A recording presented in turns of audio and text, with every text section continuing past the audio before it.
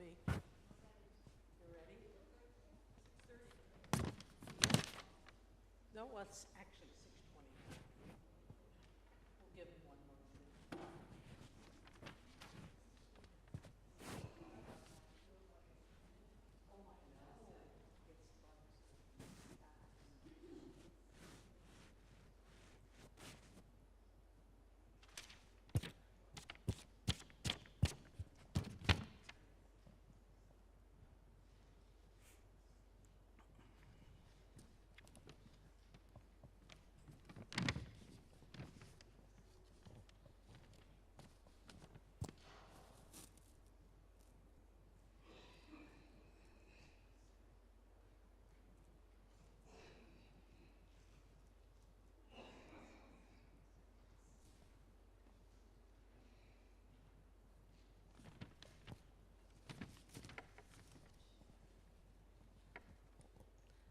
Good evening.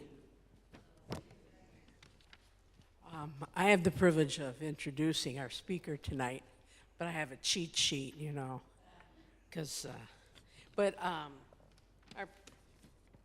reason for being here this evening, and I think actually today is a perfect day to be talking about grief and sorrow, and we can ask our Heavenly Father, first of all, to be with us and guide us through these times, guide us through whatever we're feeling, and know that He and His love is always there. And no matter what, He is with us, and He loves us and never stops loving us. Okay? So that's our hope.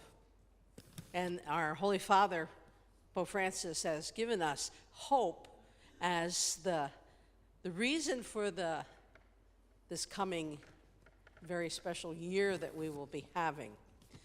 But we need that gift right now. And we need it also for the reason why we're here tonight. And so let's begin by saying, in the name of the Father, the Son, and of the Holy Spirit, amen. Our Father, who art in heaven, hallowed be thy name. Thy kingdom come, thy will be done, on earth as it is in heaven. Give us this day our daily bread, and forgive us our trespasses, as we forgive those who trespass against us. And lead us not into temptation, but deliver us from evil. Amen. And of course we are in Holy Family Parish, so we say, Jesus, Mary, and Joseph, pray for us, and we love you. So I'd like to introduce our speaker for tonight. I had the privilege of meeting her last year, and her name is Nancy Light, and some of you, I noticed, already know her. And she was the executive director of Francis House, right? I still have not gone there. I don't even know where it is. Shame on you, sister. Then you'll have to take me someday or something, But she's here for a special reason, to talk about a hole in our heart. And I'm sure that each one of us have that experience of moving through grief. And grief can be in many different ways and forms, as Nancy will tell us.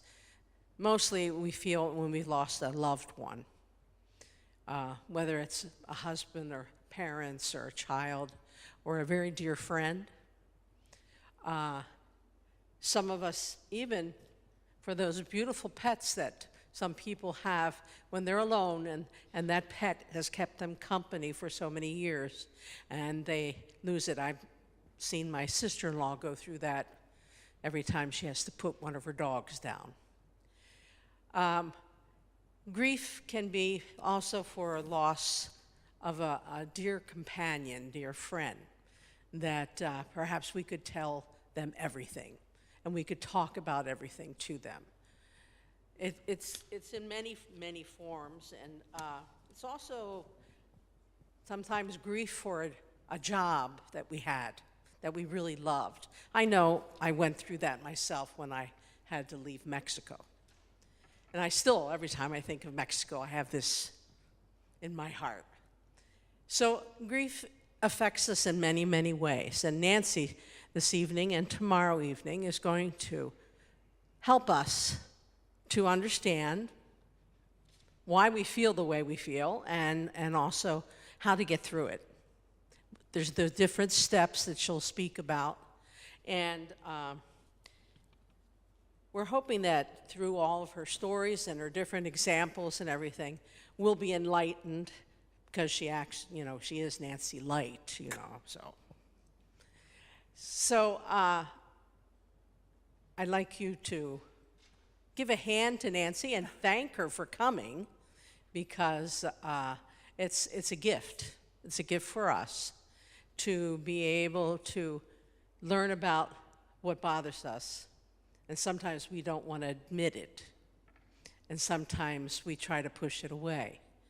But hopefully, because of these 2 nights and what she is going to teach us tonight, we'll be able to accept it and then work through it. So it gives me much pleasure to introduce to you Nancy Light. Thank you, sister. Thank you. You may want to reserve the applause till the end of the evening. I don't know, but we'll see. Can you hear me okay?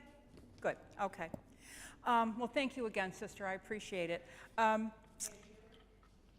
You can't hear me? Oh. Yeah, you can't hear this lavalier mic? No? No? Okay, it's no problem. I have to hold this anyway, so holding this, it won't make a difference. All right, I'll start by telling you that I have a technological challenge. I don't like technology. I was born before it was there, and I've tried to use it, and it generally, are we on? Yeah. It generally thwarts me every ounce of the way. So anyway, we'll do our best, right? So thank you very much, sister. So as Sister said, tonight, this program is usually a full-day retreat, but I've divided it into 2 parts. And tonight, we're really going to talk about the stages of grief and how grief in its various stages can affect us and how we can help ourselves to move through those various stages of grief. And then tomorrow, we'll start with a small remembrance service, which I like to do at the very beginning.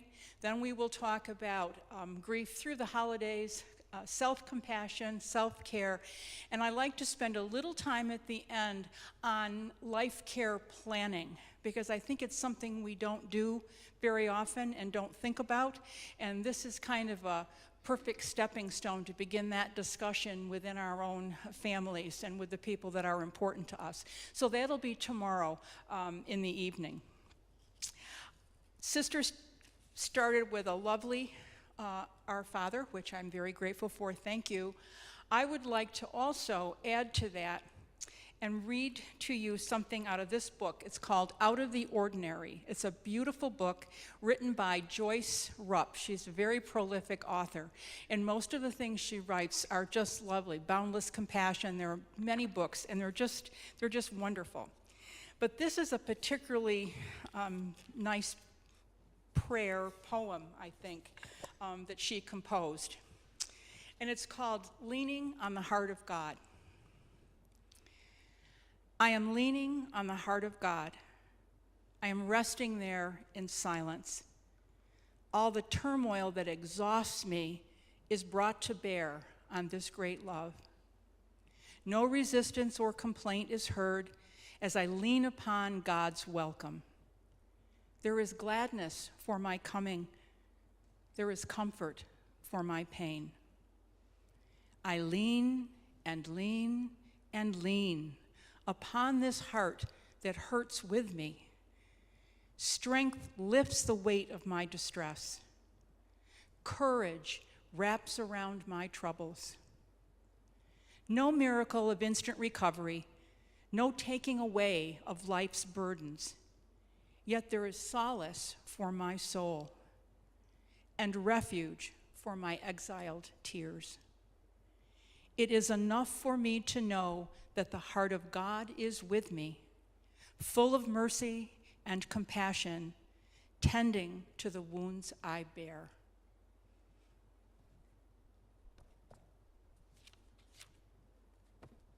Sometimes these discussions, especially depending on when you suffered a loss, the type of loss that you have suffered, these discussions can get very heavy and can really create a sense of almost anxiety. You just feel uncomfortable just being in the discussion.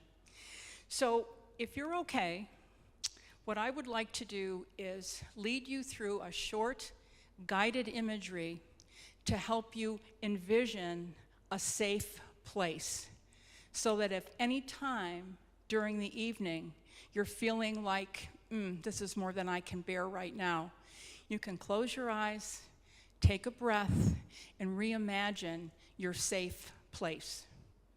Okay? So we'll start with that. I was going to say you can make yourselves comfortable because there are cushions on these pews, which is a real plus when you're sitting, right? So that's a good thing. If you can put your feet flat on the floor, put your hands on your legs just in front of you, just relaxing, and let your shoulders rest. Just take that tension out of your shoulders, let your shoulders just rest. If you're okay and you're comfortable, I would ask you to close your eyes as you're imagining your safe place. Now focus on your breathing. Slowly take a breath in. Slowly breathe out. Breathe in.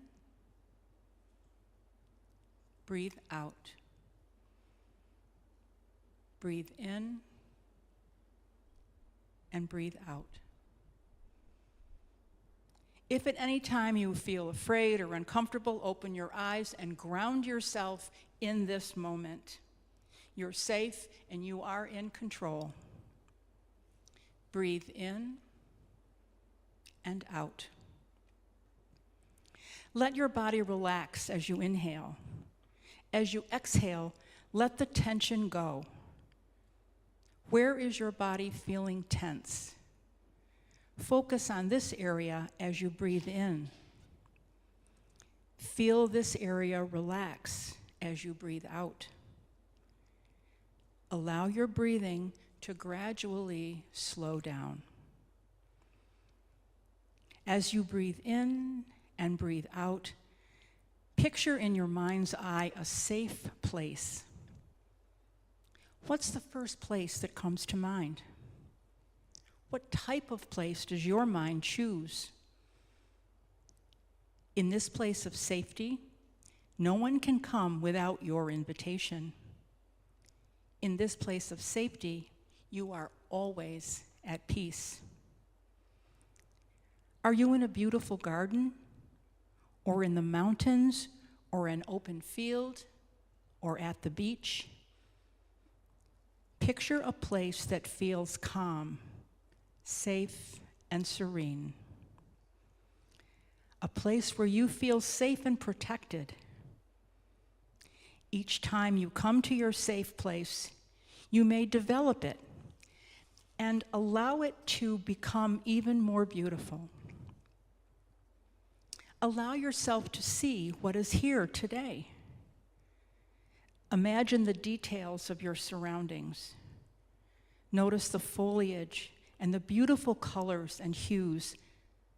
What season is it? Notice the ground. Is it earthy soil, rock, or sand? Are you barefooted?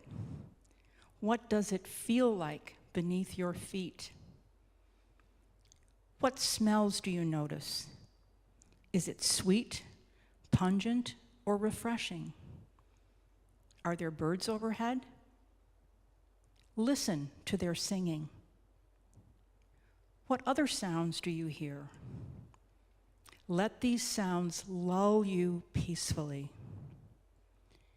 Notice if there is any water. Is there a pond or a waterfall or waves? Can you hear the sound of the water? Is there a breeze or wind? What does it feel like on your face? Is it warm or cool? Allow yourself to take in all the senses, feeling calm, serene, and peaceful. Breathe in and out. Now look around. Notice if there is a bench or a rock or a tree stump in this place, and go and sit on it. Look up and notice the color of the sky. Are there clouds? Notice the sun. Feel the warm rays of the sun on your face. Breathe in the warmth and vibrancy of the sun, allowing it to fill you with a sense of calm and peace from the top of your head to the tips of your toes. Notice as you become a part of your safe place that you feel more rested, more relaxed, more at peace. In your place of safety is peace that is always yours. As you breathe in safety, you breathe out fear. Breathe in peace, breathe out fear. Spend a moment in your safe place. Take in the sights, sounds, the smells. And when you are ready to leave, allow yourself to come back to this room, leaving your safe place for now, but knowing that you can return to your safe place at any time you like. Staying in a relaxed position, continue to breathe smoothly and rhythmically. Slowly open your eyes. Take a moment to reawaken completely. Your safe place is available whenever you need to go there. Take a moment to remember your safe place.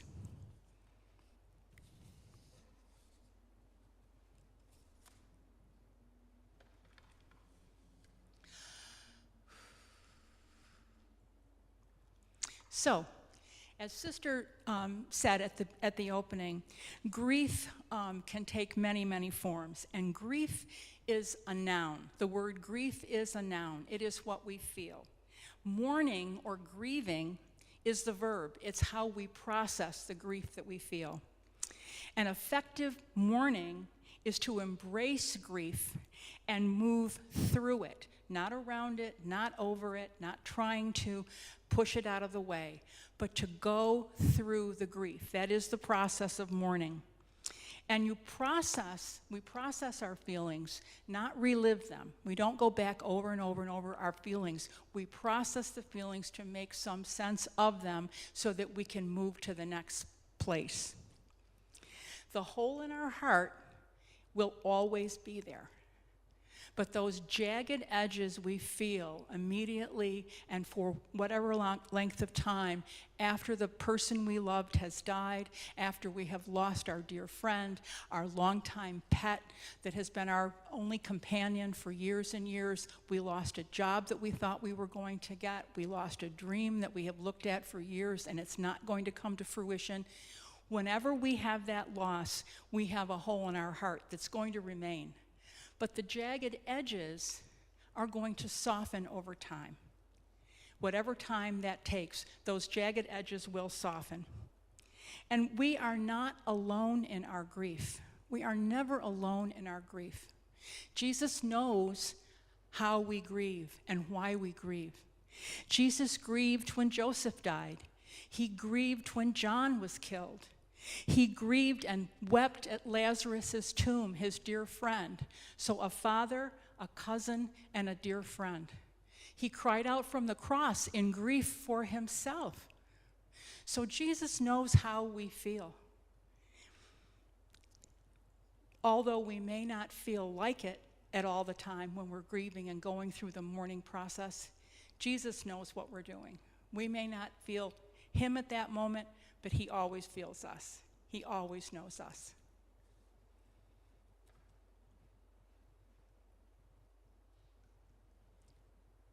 So definition of grief. What is grief? Well, grief is the emotional, physical, and spiritual reaction we feel when something is taken away. It's our reaction to loss. And I'm going to read a poem by W.H. Auden. Most of us here are not old enough to remember W.H. Auden personally, but we've certainly read some of his works, I'm sure. And this poem is called Funeral Blues. Stop all the clocks, cut off the telephone, prevent the dog from barking with a juicy bone, silence the pianos with muffled drum, bring out the coffin, let the mourners come. Let airplanes circle, moaning overhead, scribbling on the sky the message, he is dead. Put crepe bows around the white necks of the public doves. Let the traffic policemen wear black cotton gloves. He was my north, my south, my east and west, my working week and my Sunday rest, my noon, my midnight, my talk, my song. I thought that love would last forever. I was wrong. The stars are not wanted now. Put out every one. Pack up the moon and dismantle the sun. Pour away the ocean and sweep up the wood. For nothing now can ever come to any good. Feels a little like that, right? So, grief is the way we feel internally. It is not something that we show on our face. It's what we feel inside. And our response to grief is a natural response. When we lose something, it is natural to grieve over that loss. And the depth of our grief will depend on our relationship, on the type of loss that we have suffered. So there are a couple of different kinds of grief. You have anticipated or sudden and unexpected loss. You have anticipated loss or sudden unexpected loss. Anticipated loss is when you know that the person you love has a terminal illness.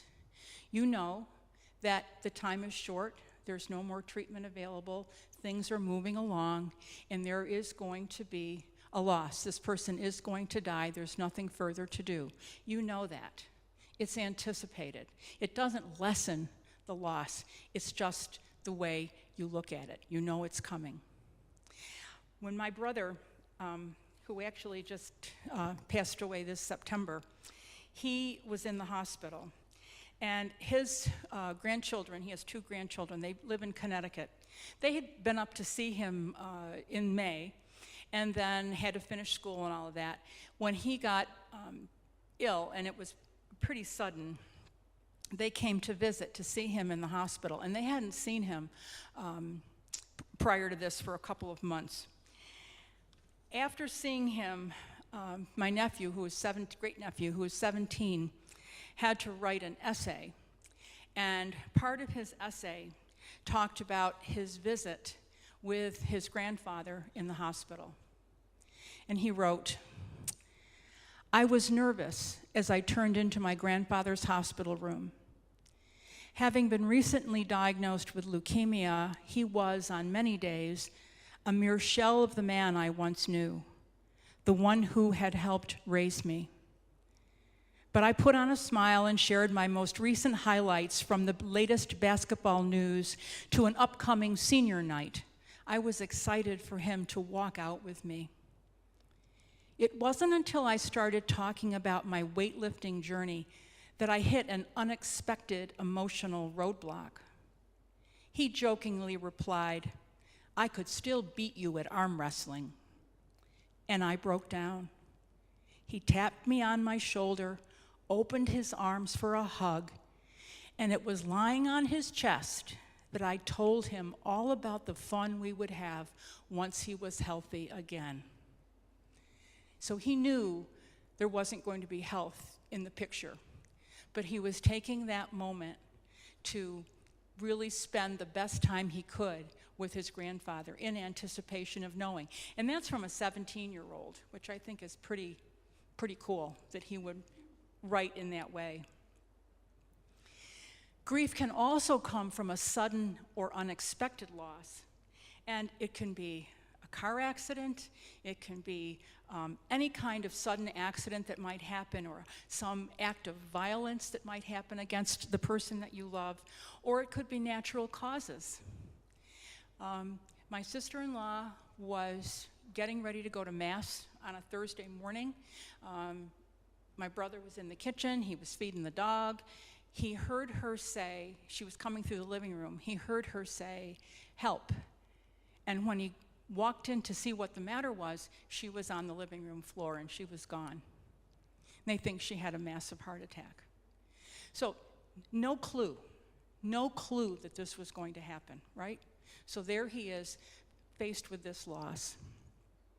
So how we lose people that we love can be different, many different ways, but the loss is still there. The loss you feel just cuts right to your core. And the more significant the loss, the more intense the grief will be. So a spouse or a sibling, a dear friend, or a public figure, we will all grieve differently for those individuals, right? Because our relationship with them is going to be different. I remember very clearly when John F. Kennedy was assassinated, the whole country went into this huge mourning, and we were crying and sad. I didn't know him at all.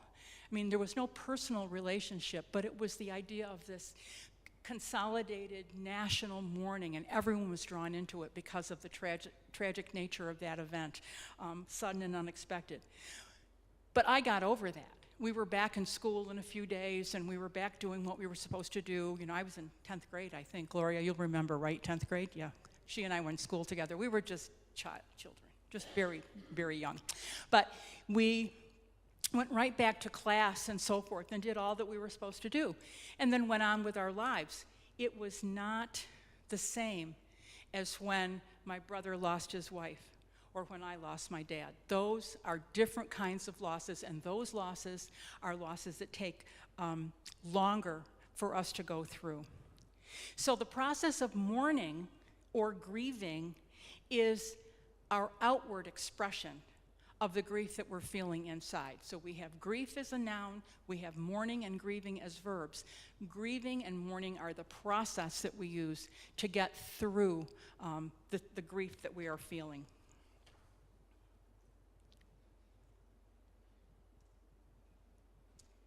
So grief is very, very unique. It is not the same for me as it is for you. It is not the same for my sister and grieving my brother as it is for me. It's always unique to the individual. Each of us grieves in different ways. Each of us mourns in different ways. There's a quote from a Greek philosopher. His name was Aeschylus. And the quote says, "Even in our sleep, pain which cannot forget falls drop by drop upon the heart." So even in our sleep, the pain of grief continues to be with us. And as soon as we wake, it's immediately back with us again. You sleep for a few hours, you wake up, immediately you're right back in the center of that terrible loss that you're feeling. But grief is like a snowflake. Grief is like a fingerprint. There are no two ways to grieve that are the same. There are no two people that grieve the same way. So these are all items that we go through in terms of grieving, but how we do it will be different for each one of us. So the length of time that we're grieving, it depends on the relationship. I said that. You have a very close relationship, a spouse, a child, a dear friend. Your grief will be different than mourning a public figure who has died. The amount of support that we have during the grieving process will make a difference in how well or not we're able to move through the process. If we're on our own, it gets very, very hard when you're by yourself to process feelings and to be able to move to the next step. You have no one to bounce things off of, no one to come to your aid, no one to help. But if you have a good support system, people who are there for you, who are there to support you, that can change the length of time that you're actually grieving. And there's also something that's called cumulative grief, and that will change the length of time as well. That's like more than one loss that happens in a fair proximity to the other. So my sister-in-law died on November 30th, 2020, and sudden and unexpected, as I explained. And my brother was grieving that loss, and in February, he told me that his dog, their golden retriever that they had had for 12 years, had pancreatic cancer. He took her to Cornell, had her all checked out. They said, she's suffering. You can't let her go on. So he brought her home, made an appointment to go back the next day, Saturday, drove her to Cornell, put on her leash, walked all around the grounds. She loved to go for a walk. Walked all around the grounds, fed her favorite snack, and then took her into the vet clinic. And he came home. They kept her, they cremated her, and they were going to send him the ashes. So he drove home by himself with a leash and the collar in the front seat, just a few months after he was mourning the death of his wife. So cumulative grief, when we have more than one loss that affects us, can extend the length of time it takes us to get through this grieving process. The intensity of our grief, I mentioned that already. The relationship, the level of relationship, whether the loss is sudden or anticipated, are all factors that intensify our grief, okay? And grief, the intensity of grief is pervasive, and not everybody knows. Nobody might know how you feel, how you're really grieving. You could have this terrible, terrible sense of loss, and it's not visible to other people, but it's in everything you do. It just pervades your entire physical and psychological being. It's always there. And then how you're feeling, as I said, is unknown to most people. People around you don't really know that. It's only you that can interpret where you are in your grief. The method, or how we grieve, is also different for all of us. Obviously, crying, that's something we all know. But sometimes people need to do other things to help them in their grieving process. I know of a young man who lost his son, and he went to the cemetery at noon every day for 2 years. Every day for 2 years to sit by his son's grave. He just needed to do that. It's something he had to do to help him grieve that terrible loss. Some people write in journals. Some people paint. They have other expressions that they use to be able to help them work through the process. There was a young man who was in a class in school, and it was a whole semester class, and the title of the class was the soundtrack of your life. And what they did was the teacher would assign them a song, and they would have to use that song in an essay and describe how that song related to them and how they were feeling in that particular time in their life. So this young man wrote in step 6 of the soundtrack of his life.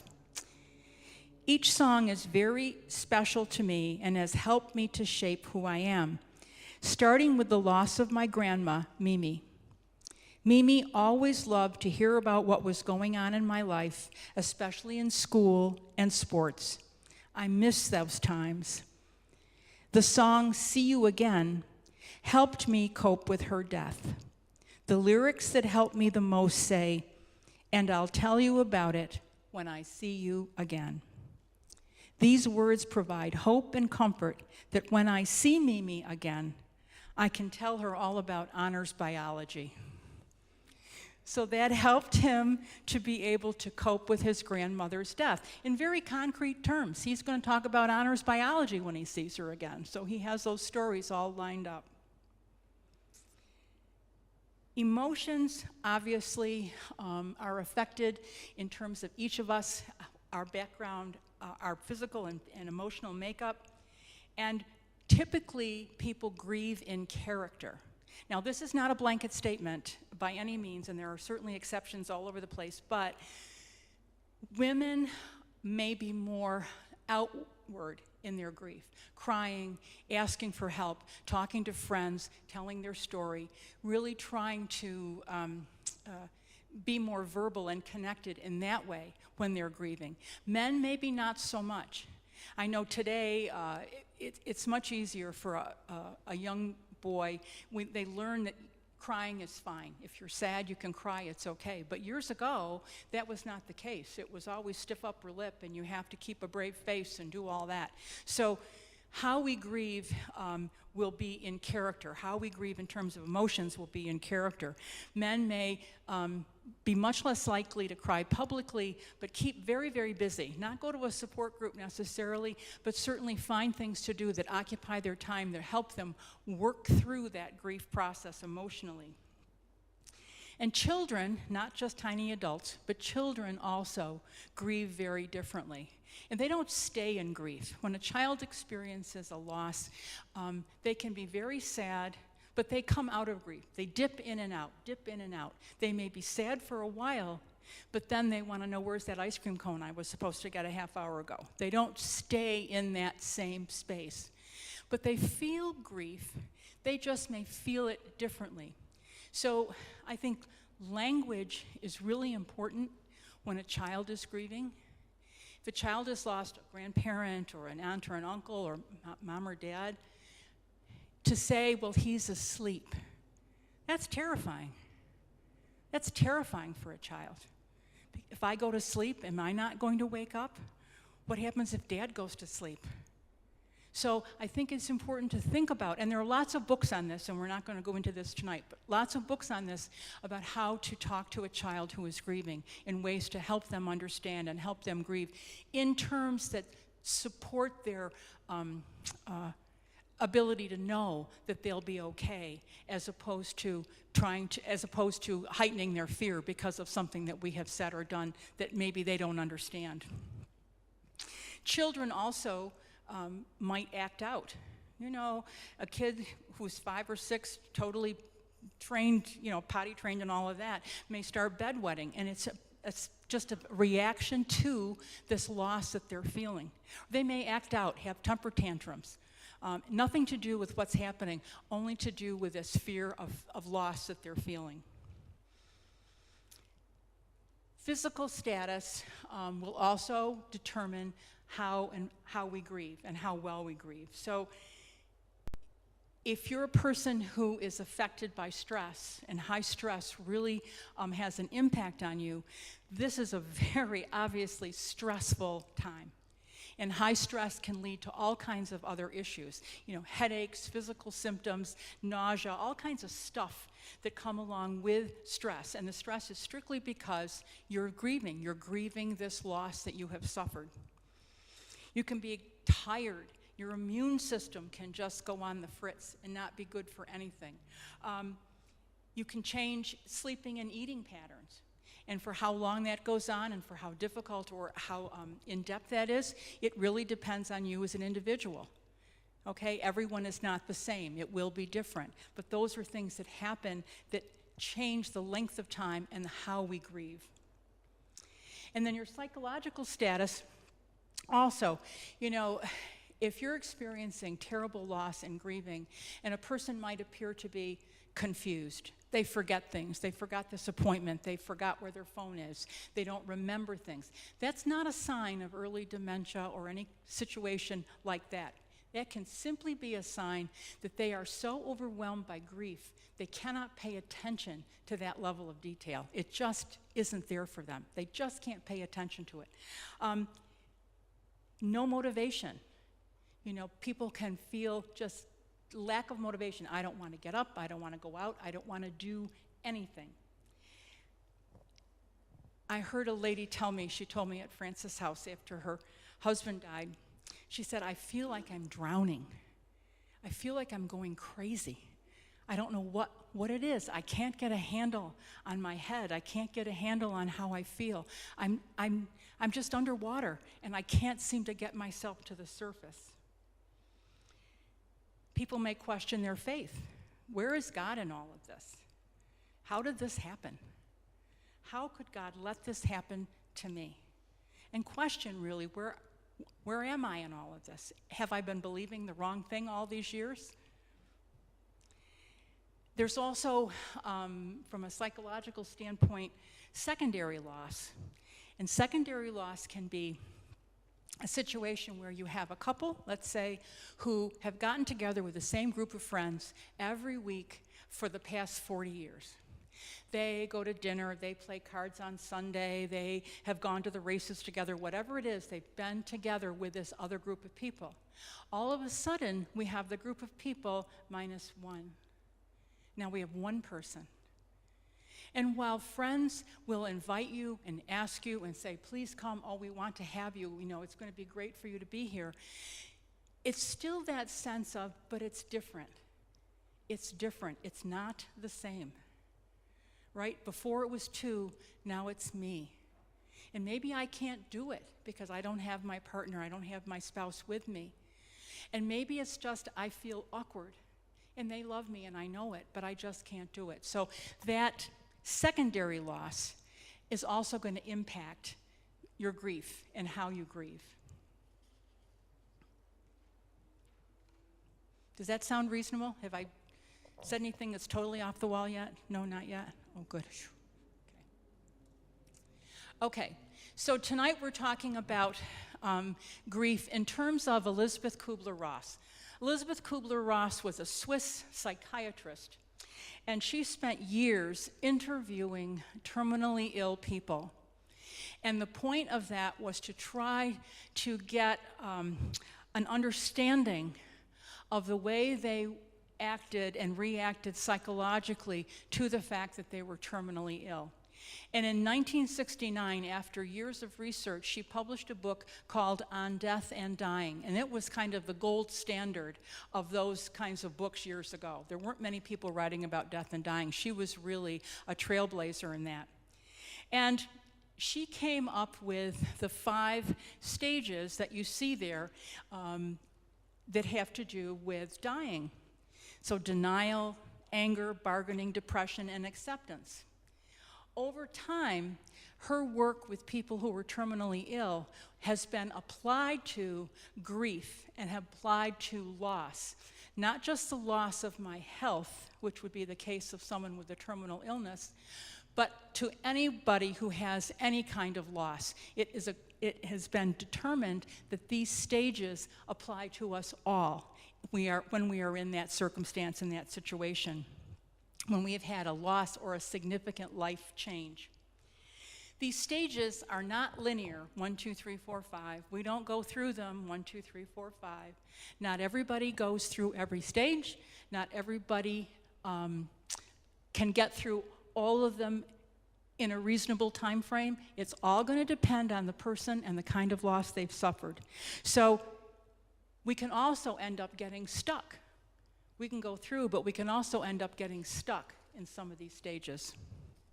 I did this retreat a couple of years ago up at Christ the King, and one of the retreatants showed me that picture. She said, "This is what my grief felt like.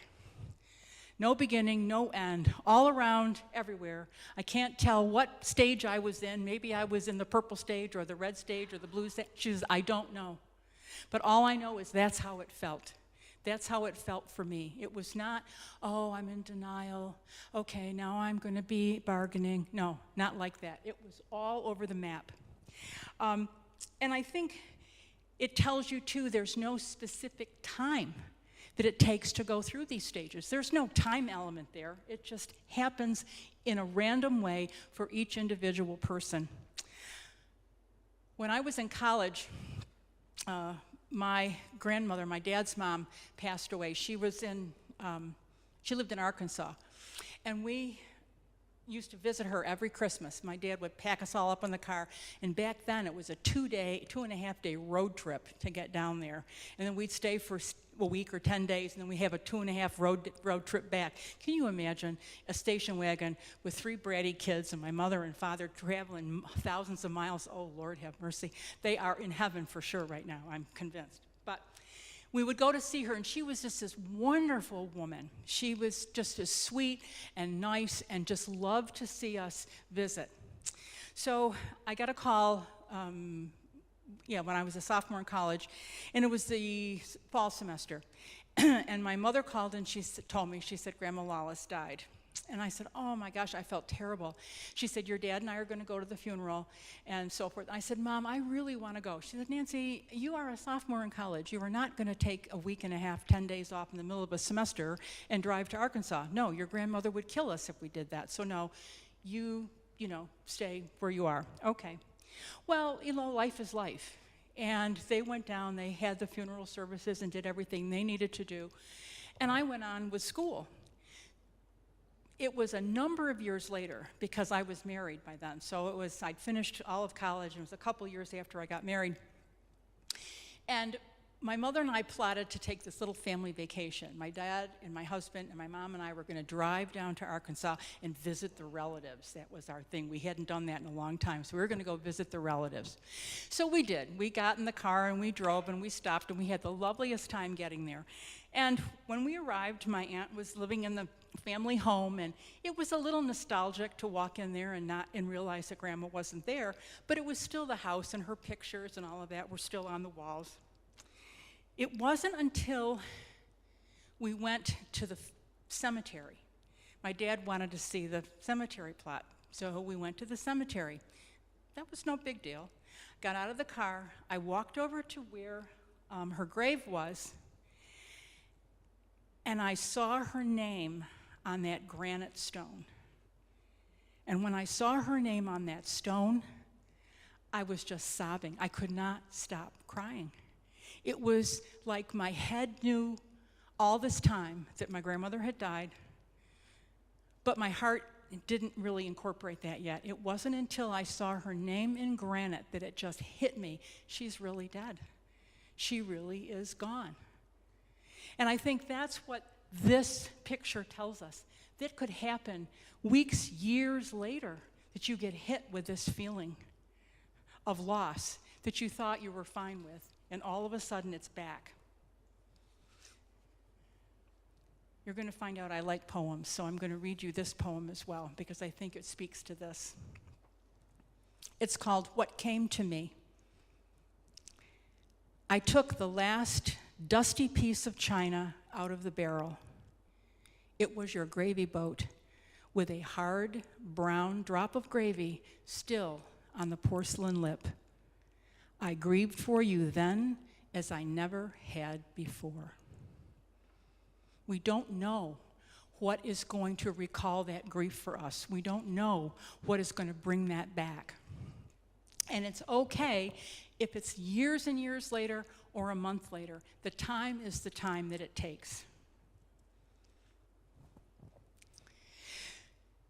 So talking about the wilderness of grief, I think this picture to me really kind of typifies how one might feel upon learning of an immediate loss right then, right? Very soon after.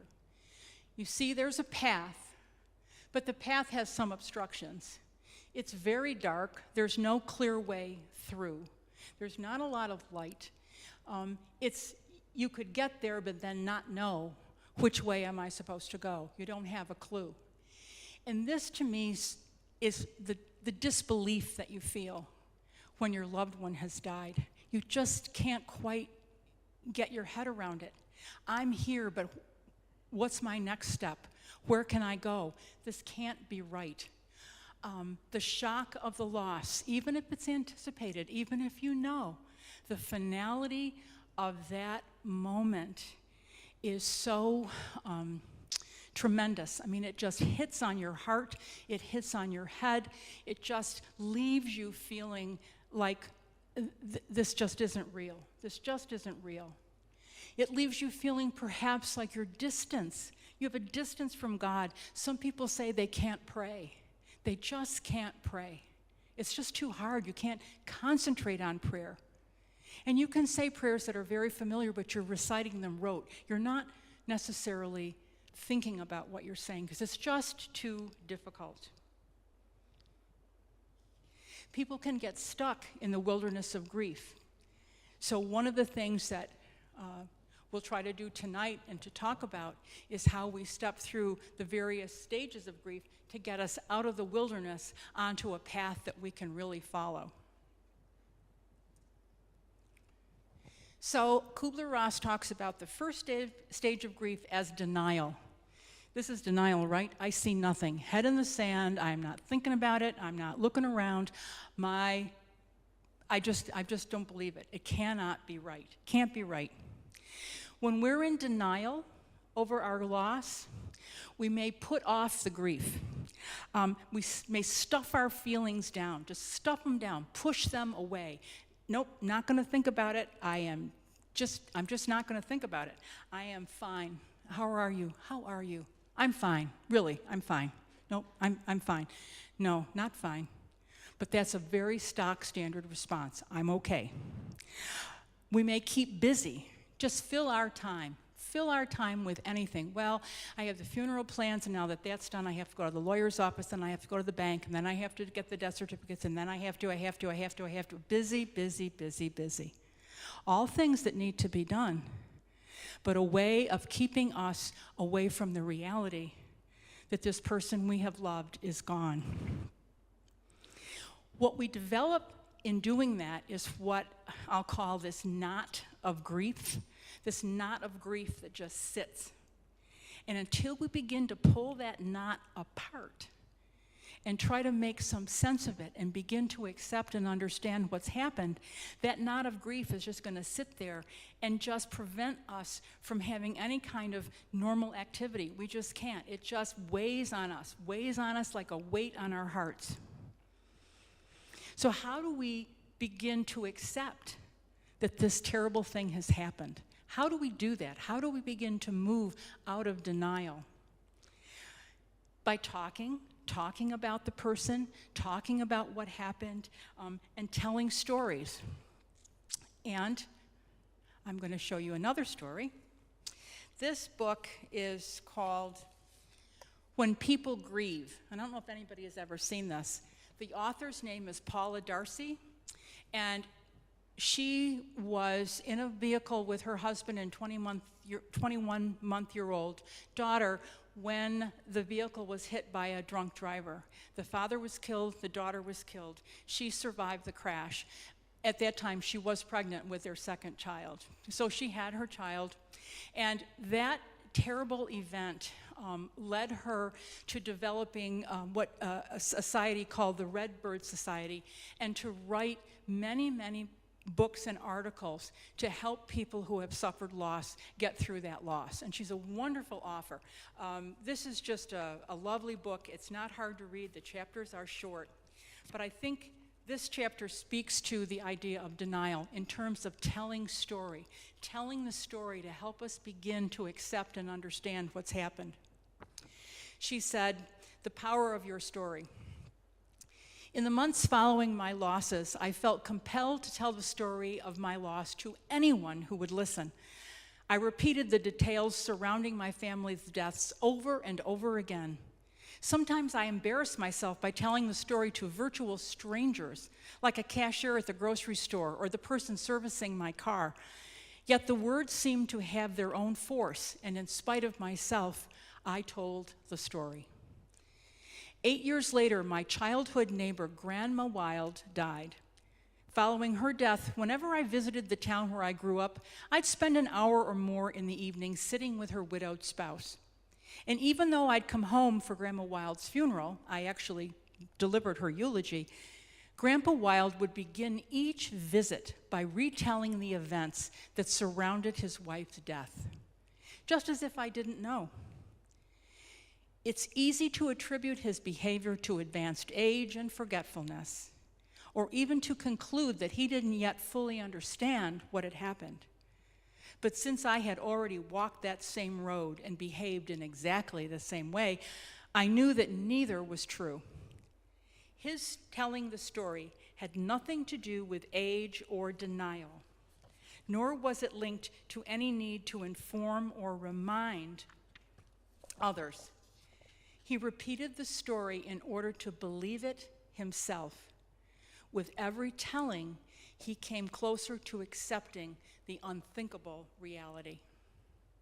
So telling the story over and over again about what happened and how your loved one died is something that helps to make a dent and begin to get through this denial that we can feel. We also need to confront our memories, good and bad.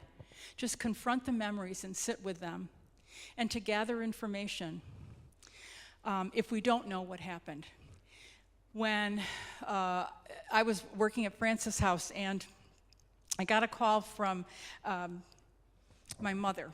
I was sitting at my little desk in the old house pouring medicines, as I always did on Tuesday and Thursday. And I answered the phone, and she said, "Nancy, Sprout didn't wake up today." I said, "What?" She said, "Sprout didn't wake up today." Now, my nephew, who was 21, she nicknamed him Sprout when he was 3. He was away at college. I said, "Mom, what are you talking about?" She said, "Your sister called. They found him in his dorm room. He didn't wake up today."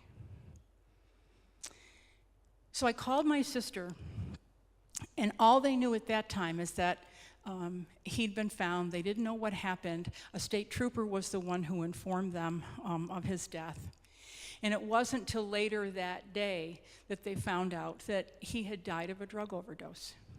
Totally unexpected. They never saw him using drugs. It was just completely out of the blue. At that point, they began talking to all of his friends who had known him for a long time, and everybody was coming to the house. And they were just trying to figure out the what, so they could put some reality to this terrible loss that they were feeling. They needed information. They couldn't even begin to understand or think about it until they had the information that they needed. So gathering information, especially when there's a death that has a lot of mystery around it, is very, very important to help us in the grieving process and to get through denial.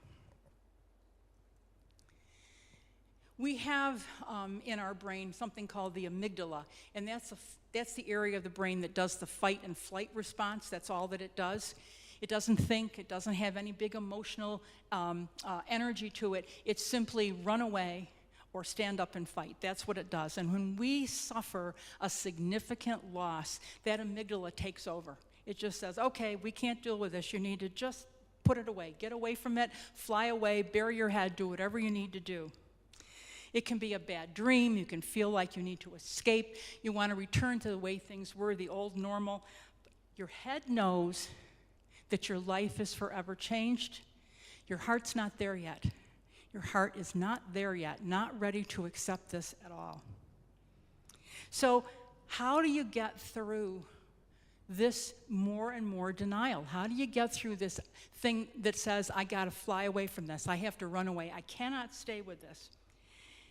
It's important to try to process the experience a little at a time. Replay the story, retell the story, stay with the situation, think about the memories, good and bad, think about the pieces that went into this death, and then try to just sit with it. It's very hard. Grief work takes a lot of courage. It's very difficult. So try to sit with those things around the death that help you begin to incorporate and understand this is really true. This has really happened. And you can't do it all at once. You may need a distraction. You may need to get away from it. You may have to do it in pieces. But we all have to get there. We all have to remember the moments. When my father died, he was at home. And it was actually 1:35 in the morning, Thanksgiving Day. I'll never forget, 2002. And we were there with him. For years, the only thing I could think about when we talk about the fact that Dad died, I could see his face in that bedroom. That's all I could see. And if you've ever sat with someone who has just died, you know the difference that face takes on from the face that you knew, right? And it was such a strong, strong image. It took me years to get past that image. Whenever I would think about Dad and the fact that he died on Thanksgiving, I was immediately drawn to seeing his face the way it was early in the morning on that day. So sitting with that memory and trying to get through that memory has helped to soften. It took years, but that is not the way I see him now. But it took a very long time to get through that, and I had to keep going back to revisit that in order to make myself believe it and get past it and move through it.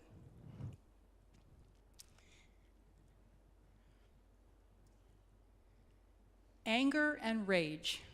Anger is the second stage of grief, per Elizabeth Kubler-Ross. It's a normal reaction to something that is just completely abnormal. It is a normal human response.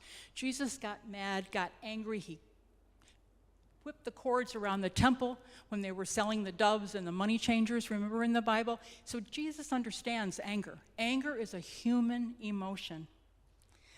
But anger is also isolating. How many of us can be around someone who is angry all the time?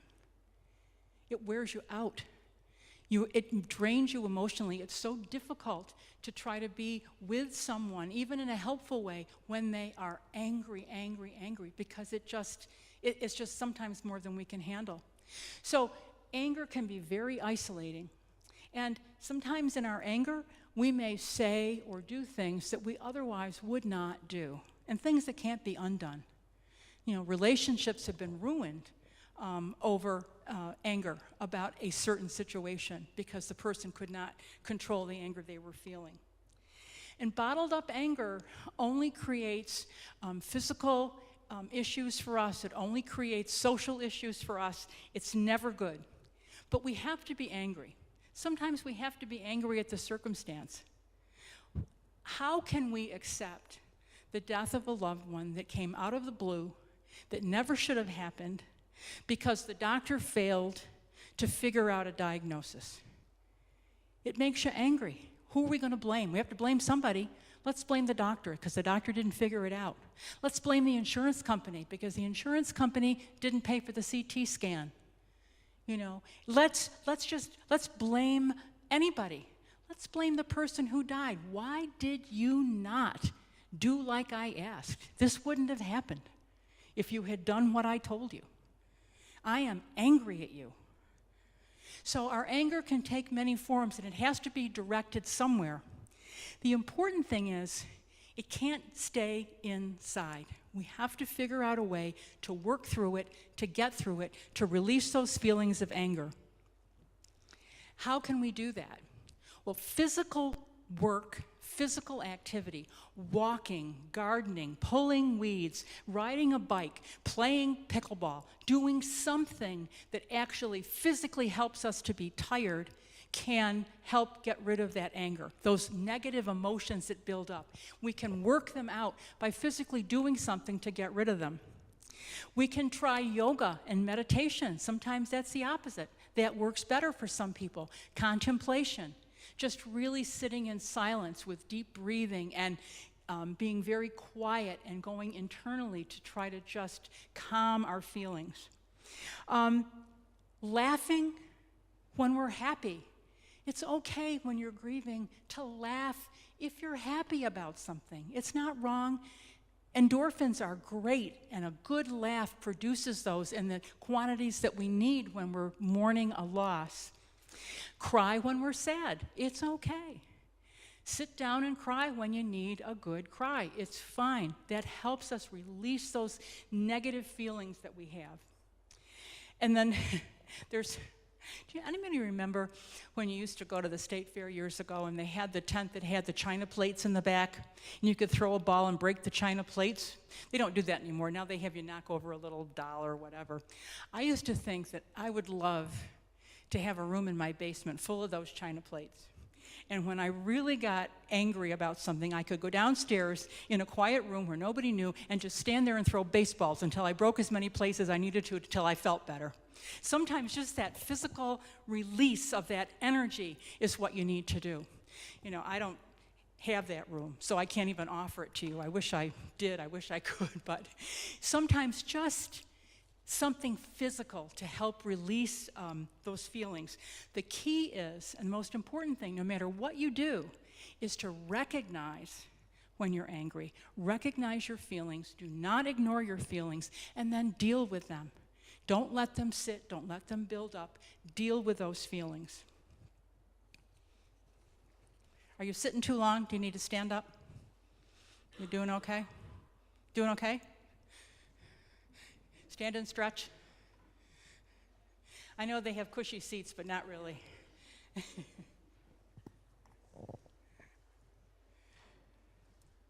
Any questions while you're stretching? Anybody got a question or a comment or anything they'd like to say, to add? Okay. Okay. The next stage of grieving per Kubler-Ross is bargaining, the bargaining stage. If only you make this go away, I will do fill in the blank. And when we're bargaining to try to make something better, oftentimes it's motivated by guilt. Why didn't I pick up the phone and call? Why didn't I make her go to the doctor? If I had only left 5 minutes sooner, this would not have happened. I was going to go see her, but I was too busy. Why didn't I go? I didn't get there in time, right? So the feeling that we did or did not do something that led to this loss, we're partly guilty for what happened, for whatever happened in our life. Well, the key to that and how you deal with that is to identify what's causing you to feel guilty. And it may not be as simple as you think. You may have to really think about it and determine, why do I feel guilty about this? It may not be the simple fact I didn't make a phone call. There may be something long ago that's bothering you that you think, oh, I wish I had said that, or I wish I had told her that or him that. But 2020 hindsight is a wonderful thing. When you look back at a circumstance, an event where it has resulted in a loss for you, for me, hindsight is wonderful. Hindsight is excellent. But a wise person told me a long time ago, you make decisions you make at the time you make them with what you know at the time. Because you learn something later does not make your decision any less right or any more wrong. It was the best you could do when you did it. Maybe I didn't make that phone call because I was stacked up with meetings and I knew I really wouldn't have time for a meaningful conversation. I should not feel guilty about that. You know, many times, I don't know how many times, I would counsel a family member on the phone who was out of state, and they would say, well, when should I come? How much time do you think I have? Should I come now? Should I be there?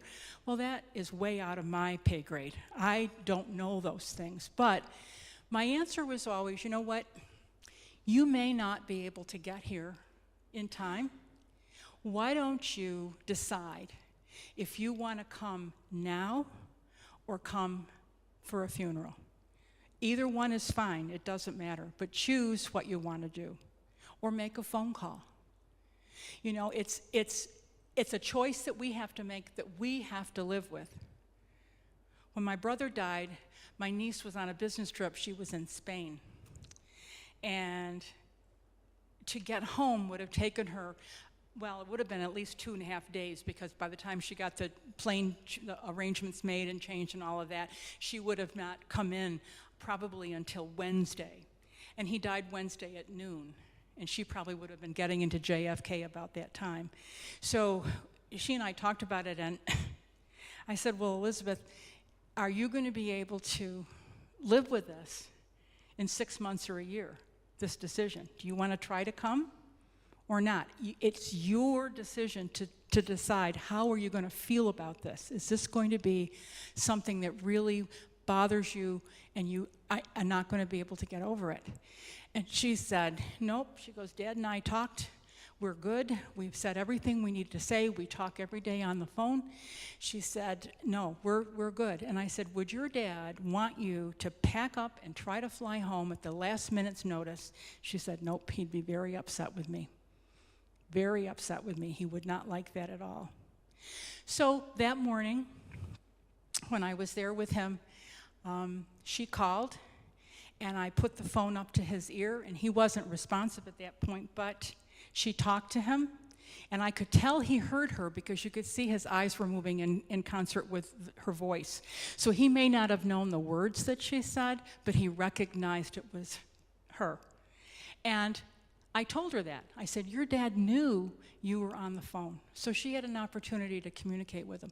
She could have tried to get there, but even that then would have been lost. She would not have had that opportunity. So the what ifs and the only if I only hads can't be looked at through that lens of 2020. We have to really think about what did we know and be ready to forgive ourselves if we think we should have done it differently. Be ready to forgive. It is a forgivable thing. We can't always do what we think we should do at the time we think we should do it. It's not always possible. We remember the good things about people to help us get through this process of if only and what if. Remember the things that made them happy. Remember the places they would go. A dear friend of mine loved books. She read and read and read. Avid reader, belonged to 3 book clubs. When she died, her son and daughter-in-law took the book that she had just started for her book club back home with them, and they asked their book club if they would be willing to read it, to finish it for her, since it was a book she never got to finish. So that way they were honoring her, thinking about her, and really feeling as though it was a good way to think about her, even though she had died, and even though she couldn't finish doing what she wanted to do. And the other thing with the if onlys, I couldn't be there, and I wish I had been there, if only I'd been there sooner. Sometimes we cannot be in the place, as with my niece, when our loved one is dying. Sometimes we just can't. So another way that people can try to deal with this and help their grief is to write about it. And I talked about journaling. It's a very powerful thing, and it doesn't have to be, a missal. It can be 1 page, 1 paragraph, just something that helps you recall this person. And my mother, she was a very wise woman. I've come to find that out over all these years. It took me a long time to figure that out, but she was a pretty wise person. When my nephew died at college, Sprout, she was unable to go to the funeral because my dad was very ill. He died 2 months later, so she could not go because she was home with him. But she gave me this one day, I don't know, it was probably 6 months after Lane had died. And she said, I want you to have this. I wrote it for Lane, her grandson. And she says, Jesus was in the garden. He was walking all alone. He plucked a beautiful rosebud, saying, Sprout, I've come to take you home. So into the night our dear Sprout went, through shadows beyond the door. He left behind his favorite shoes to wait upon the floor. Only the joy of life he knew, none of its sorrow or care. A youth's glad heart he took with him to start a new life somewhere. Forever know we love you. Sometimes just a little poem can be enough to help you with that what if and that if only.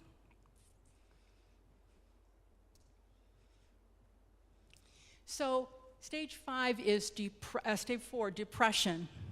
Depression. Now, not everybody gets depressed, suffers deep depression, but I think all of us who have suffered a significant loss feel the weight of depression at some point during our grieving process, during our mourning, during our journey. And this can happen at any time, but frequently we can feel this weight and this darkness and everything is black.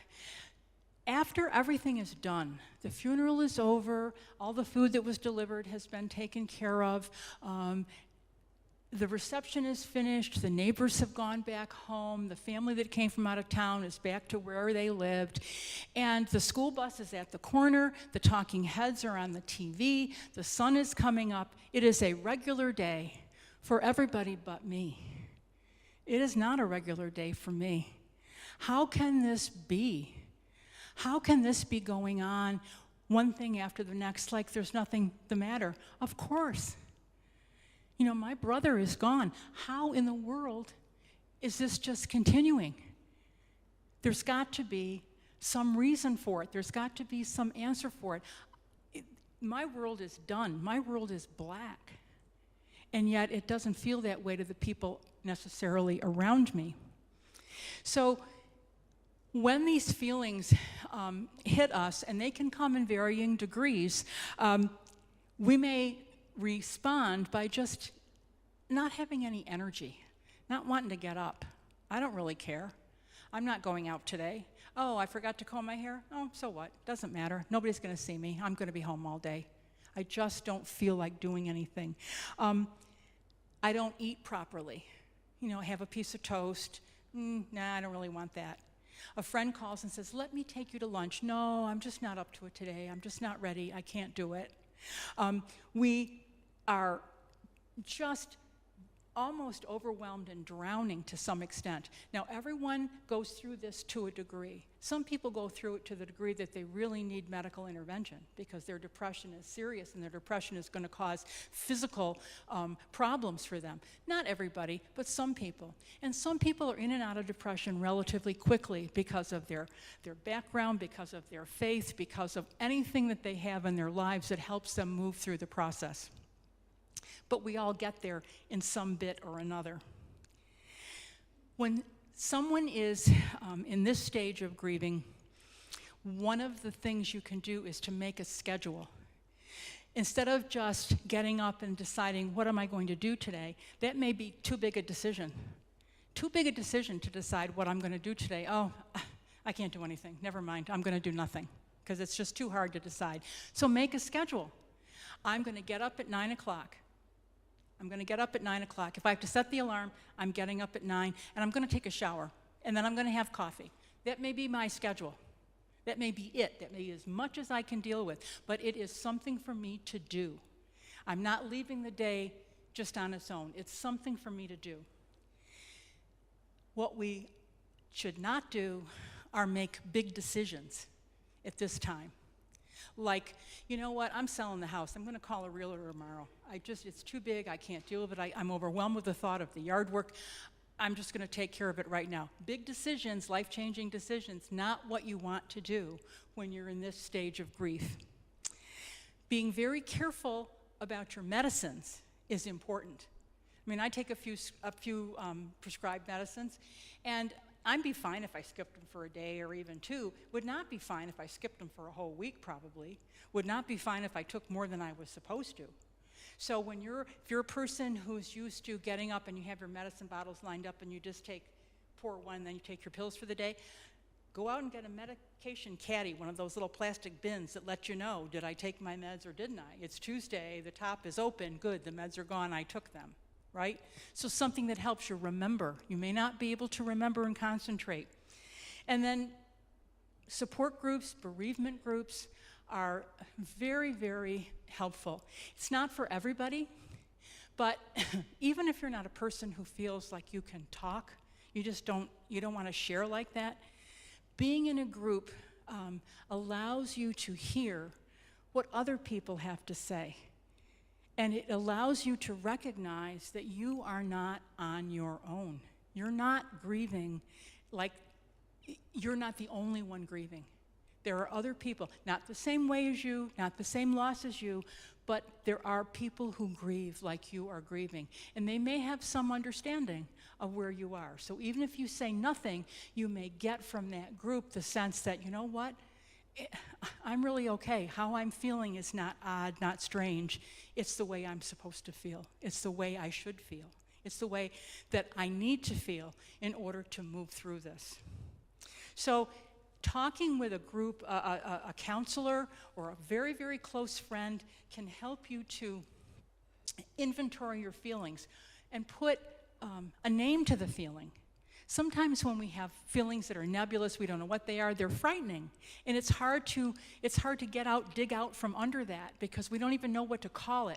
But if someone can help us put a name to and inventory the feelings that we're having, then it helps us to get a grasp on those feelings and to be able to then move through that piece of the grief process, the grieving process. And the last stage is called acceptance, and that's when we actually realize that this death has occurred, this person is gone, has died, is not going to be back physically in our lives again, and we begin to re-enter reality. So we're able to have a path like we had, through the woods like we had, but this path is lighted, it's clear by the way it looks that even though it curves around and we don't know what's the other side of that curve, it's probably going to be fine if this first part is any indication. So we know that it's not okay that our loved one has died, but we will be okay. It's not okay that it happened, but we will be okay. Our bad days will be fewer, and even the bad days will not have as many bad parts in them. Some of that is going to dissipate. We'll move at our own time. We'll move at our own time to find meaning to what happened and be able to really think about that meaning and the meaning that it has in our lives. And again, the amount of support you have, the numbers of people who are there to help you, are all going to be factors in how well you're able to heal, your capacity for healing. And it may be months, maybe years, but you will get there. We will all get there. It just takes time. There's an Episcopal priest, her name is Alice Updike Scannell, and I got onto her through this website for the Centers for Action and Contemplation out of Albuquerque, New Mexico. There's a Franciscan priest who developed programs down there. They're wonderful spirituality programs. And he has different invited authors to do part of his daily meditations that he sends out on email. And she talks about something called radical resilience. And she says, we usually think of resilience as the ability to recover from an adverse experience and pick up our lives where we left off. It is that too, but there are times when adversity permanently changes our reality and we can't go back to the way things were. Resilience then becomes the work of coming through the adversity, so that, at least on most days, we see our life as still worth living. With this kind of resilience, we come through the adversity knowing that we're still ourselves, even though things are very different for us now. I call this radical resilience. So how do we, as we're on our grief journey and our mourning process, how do we get to this radical resilience? How do we become radically resilient to the loss we've suffered? One of the things we can do is to recollect, re-experience the blessings that those persons that we have loved and lost were in our lives. Think about our life story together, whatever that story has been, and think about the joys, the sorrows, the goods, the bads, the ups, the downs, all of the things that went into making our relationship. Thinking about the fruits of that relationship, children, grandchildren, great-grandchildren, nieces, nephews, all of those people that have come out of this relationship that are blessings to me. Talking about stories, talking about photos, taking a look at pictures. I told you that when my father died, it was years before I could get that image of him on his deathbed out of my mind. I came across a photo, probably, 10 years ago. And it was a silly picture. It was him in his barbecue apron with his barbecue fork or whatever he was having in his hand. I don't know, he was grilling something. And he had this thing on top of his head, this straw thing that looked like a fez. You know what a fez is? That tall hat with a... Well, this was actually not a fez. This was actually the top of my mother's garden hat that the brim had come off of. So it's this straw thing that he's got on the top of his head. And he just looked like, you know, the king of the barbecue standing there. But the funny part was, and he had this funny look on his face, the funny part was my nephew, who was a volunteer firefighter, standing there with his boots, his turnout coat, his helmet, and the fire extinguisher in front of the barbecue. The two of them standing there, one at the ready to put out the flames, and the other couldn't wait to get the flames to go higher. It's a foolish picture, it's a silly picture, but when I think of my dad now, that's the picture that's in my mind. That's the picture that I remember. Him standing there with that silly hat and his barbecue fork and his apron. Because that was him. He loved life, he loved his family, he just loved simple things. And he was so clearly enjoying himself. So recollecting and re-experiencing the blessings of the people that we love is one of the ways we get to resilience. Relinquish old ideas, old attachments, and old assumptions. So the places we used to go together, the things we used to do, especially shared activities, like I talked about, the cards, the dinner, those things can be very, very difficult. We have to be able to just put that aside, let it go, find something to substitute.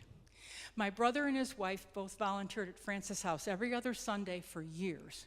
And she was the chief cook and bottle washer, and he was the guy who went around to all the resident rooms and made everybody laugh. That was his job. Or if Sister Colette would find something broken, he would fix it. He was Mr. Fix-It. After she died, he went back to Francis House for 2 different shifts on Sunday morning. And the volunteers were wonderful. Everybody knew him. They loved him. They were so happy to have him come back. He couldn't do it. 2 shifts, he could not do it. Nope. It was too much. It was too emotional. He just couldn't do it. He had to find something else. So he started doing Meals on Wheels. He started driving for the Red Cross. He started driving for the VA.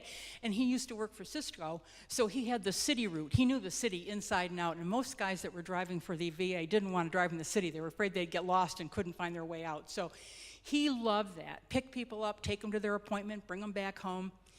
He found a way to still serve, which is what he wanted to do, and to serve other people, but a different way, a way that was not connected to what he and his wife used to do, because it was just too difficult.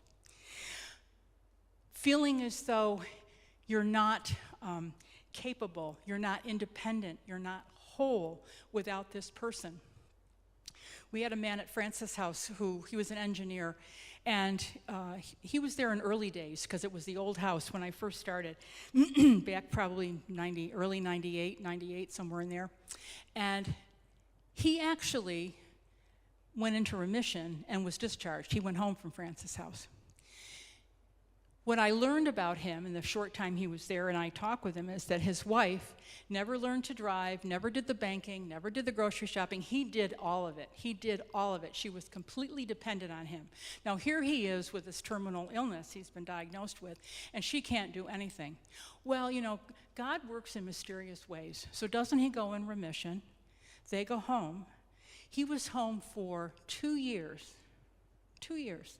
In that time, he sold this great big truck that he loved that she could barely get in, bought this little Chevy Cruze or some little tiny car, taught her how to drive, taught her how to do all the banking, got her name on the checking account, did all of that in anticipation. And when he came back to Francis House, which he did, and he died at Francis House, she was able to be independent. Now that's a little different than having to learn all that after the fact. But I thought, how wise was he, knowing that he was getting a reprieve for some period of time, and he was going to use that time to help her be independent, you know? And realizing that you really can, she realized, I really can do this stuff. So when something happens, I'll be okay. I won't be betwixt and between because I don't know what to do. I don't even know how to drive a vehicle. So letting go of old assumptions, letting go of old attachments, finding new ways to be. And then lastly, reinvesting and readjusting will help get us through to resilience. Adapting, finding new ways of doing things, holidays, birthdays, anniversaries, those will still come around, those are still going to happen, but find different ways to deal with them. You know, not forgetting, but finding a new way to get through those periods of time that are never going to go away. They're always going to be there. So we find a new reality in what we need to do. One of the ways that we can do this is by using rituals. Rituals are very important. But a ritual is not something that you pick out of the air and say, oh, I think we'll do this next year to honor Dad because this is such a cool thing. The ritual has to fit the person's story. And there are several different rituals that are pretty typical in terms of loss and in terms of grieving. One is called the ritual of continuity. How many people here have used a family recipe at a holiday dinner because it's always the recipe that Aunt Emma always used? You know, how many people? Me? I have. My sister-in-law's Christmas potatoes are famous. Every Christmas, her potatoes are there. So those rituals are ways that we remember the person, include the person, honor the person, but in a different way. So the ritual of continuity. The ritual of transition. And this is something you'll recognize. One of the things that we do when someone has died is to look at the closet and say, okay, now what am I going to do with all these clothes? What can I do with all these clothes? This person is never going to wear these again. And it's hard. It's hard to do that. It's hard to look in there and remember the last time my brother wore that jacket, my mom wore that coat, my dad wore that hat. Hard to do that. But it's a ritual that can help us get into, through, and out of our mourning and our grieving process. So giving those clothes away. When my sister-in-law died, my brother took most of her clothes to Francis' house and took them for the staff. The staff knew his wife. They knew her very well. She'd been there for years. And I can remember them, the staff members, were so grateful. She had stuff with tags still on it, brand new things that she'd never really worn. But they were so grateful. And one person said to me, oh my gosh, I remember her wearing this jacket. I love it. I will think of her every time I put it on. Now, how beautiful is that? The jacket that would have been hanging in the closet doing nothing, the person who's now wearing it has a connection that says this is so meaningful. And my brother was thrilled. He was thrilled with the response that he got. My uncle died at the end of August. He was my mother's youngest sibling. He's 90. I talked to my aunt the other day, and she said, you know, I'm not having any trouble with Uncle George's clothes. I have no trouble. I have people who want certain things. I know the DAV. I have no problem. She said, but Nancy, I cannot touch his workshop. I can't do it. He's got jars of screws and nuts and bolts and nails and all this stuff. He's got tools that I don't have a clue what they are. She said, I just can't. And I really think it's because she remembered him touching all of that, him using all of that. It's different than clothes. It's kind of this imparting part of him in the things that he created. So she's going away for the whole winter to live with her daughter in Texas, so she's not alone up here because she's 90 as well. And I said, well, you know what? Don't do anything. Leave it. You don't have to make a decision today. Who cares? Leave it. Take a few months. Take a breath. When you come back, it'll come to you what you should do, and it'll be fine. But don't stress on it now. You don't need the aggravation. Just let it sit. So if you want to move the clothes out of the house, do it, but everything else, just let it sit. And there's another ritual that's called affirmation that helps us get to this new normal, this radical resilience that we need to get to. And the affirmation can be something especially useful if a person was not able to attend the death, was out of town, was far away, was not able to be there through all of the funeral and all of those processes. And that ritual of affirmation can consist of a letter or some kind of a message where the person writes a thank you to the one who has died. So they just say on this piece of paper what they would have said if they'd had the chance. Thank you for being my uncle. Thank you for being my dad. You have no idea what it meant to me that you went to every single hockey game, that you were always there for everything that I needed. Whenever I needed advice, I knew I could talk to you. I am so grateful that God blessed me with you. I am so grateful.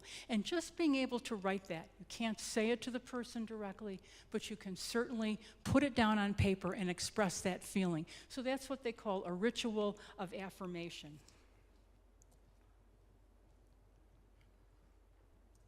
And that is where we're going to stop for tonight. So I hope I haven't worn you completely out. But is there anybody with a question or a comment, something you'd like to add? No? Oh my gosh, you are such an easy crowd. I can't believe it. Holy mackerel. Okay, well, tomorrow night, if you're so inclined, and I hope you are, we'll be back here at 6:30. We'll do our remembrance ceremony, and then we'll talk about our self-compassion and resilience and our advanced care planning. So thank you very much for tonight. Drive carefully going home. Yes? Oh, you're welcome. This is a joy for me. I love this. So, yeah, you're more than welcome. Great. Okay. Nice to see you. Be careful driving home, all right? Very good.